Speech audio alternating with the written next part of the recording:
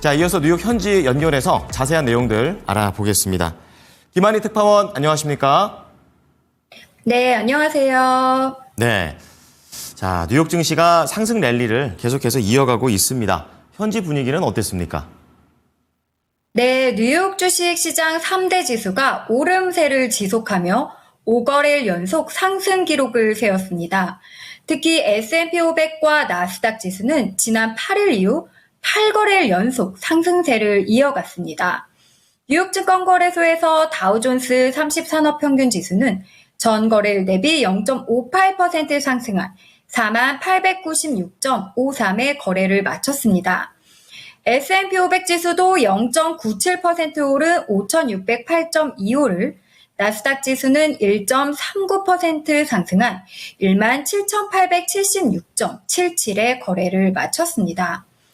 골드만삭스가 엔비디아를 매수 추천함에 따라 엔비디아 주가가 4% 이상 급등했는데요. 엔비디아는 어제보다 4.35% 급등한 130달러를 기록했습니다. 이로써 엔비디아는 6일 연속 상승세를 이어갔고요. 시총도 3조 2천억 달러에 근접한 3조 1980억 달러로 집계됐습니다. 이에 마이크로소프트를 제치고 2위를 탈환했습니다. 골드만삭스는 차세대 블랙웰 칩의 출시 지연이 펀더멘털의 단기적인 변동성을 초래할 수 있지만 장기적인 전망은 여전히 양호하다고 했습니다. 엔비디아는 오는 28일 실적 발표를 앞두고 깜짝 실적을 발표할 것이란 기대로 최근 들어 연일 랠리하고 있습니다. 매그니피센트 7 빅테크 종목들은 애플만 약 보합세를 기록했을 뿐 나머지 6개 종목은 모두 올랐습니다. 애플은 0.07% 밀렸는데요. 다만 시가총액은 3조 4,300억 달러로 1위 자리를 지켰습니다. 마이크로소프트는 0.73% 오르기는 했지만 시총 2위 자리는 엔비디아에 내줬습니다. 엔비디아 깜짝 실적 기대감은 마이크로소프트를 비롯한 클라우드 3대 업체 모두의 호재가 됐습니다. 마이크로소프트가 0.7% 오른 데 이어 클라우드 시장 점유율 1위 업체 아마존은 0.66% 상승했고 클라우드 3위 업체 알파벳은 2.28% 급등했습니다. 테슬라는 3.05% 급등했고 메타는 0.35% 오른 채 장을 마쳤습니다.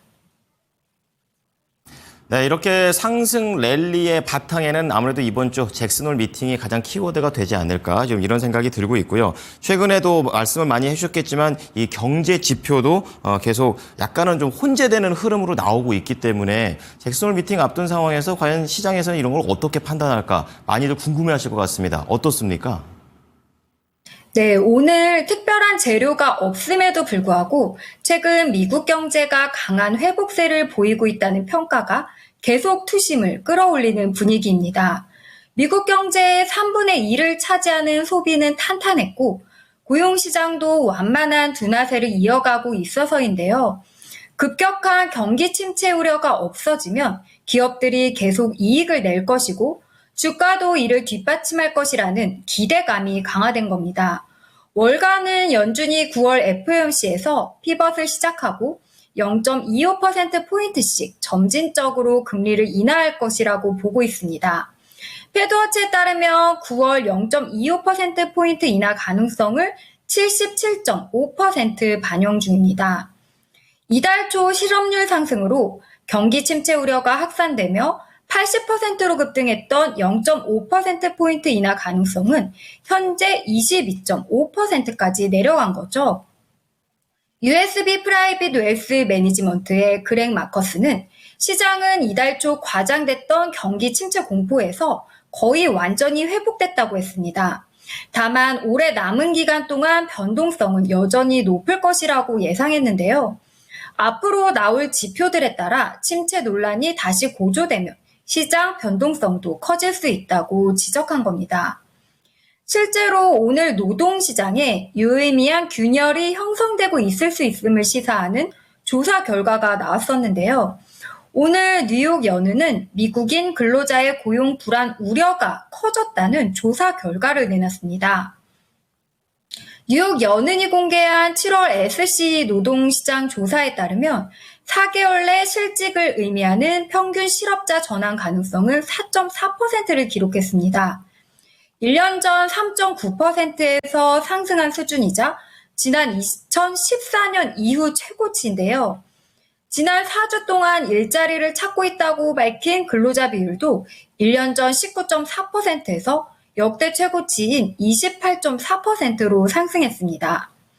다만 각종 경제 지표들이 엇갈린 방향을 가리키고 있어 노동시장의 추세적인 흐름은 다음 달 6일 공개될 미국 노동부의 8월 고용 보고서에서 확인할 수 있을 전망입니다. 미국의 7월 경기 선행지수가 하락세를 이어갔다는 지표도 나왔는데요. 다만 지수는 더 이상 경기 침체를 시사하지 않는다는 분석입니다.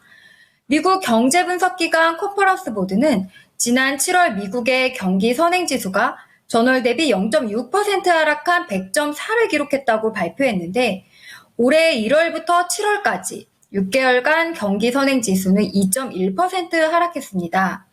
이는 앞선 6개월간의 하락세 3.1%보다는 약간 개선됐지만 여전히 하락세를 보였는데요. 컨퍼런스 보드 측은 경기 선행지수는 월간으로는 하락세를 이어가고 있다면서도 하지만 6개월간의 연간 상승률은 더 이상 경기 침체를 시사하지 않는다고 설명했습니다. 내일 일정 살펴볼게요. 내일 연준 인사 발언으로는 라파엘 보스틱 애틀랜타 연은 이사 연설과 마이클 바 연준 금융감독 부의장 연설이 예정돼 있습니다. 실적으로는 주택개량 자재 소매 체인인 로우스가 실적을 발표합니다. 네, 내일에도 예정된 발언 속에서 또 금리 인하에 대한 힌트가 나올지 지켜보도록 하겠습니다. 오늘 말씀 감사합니다. 네, 감사합니다. 지금까지 모닝인 뉴욕이었습니다.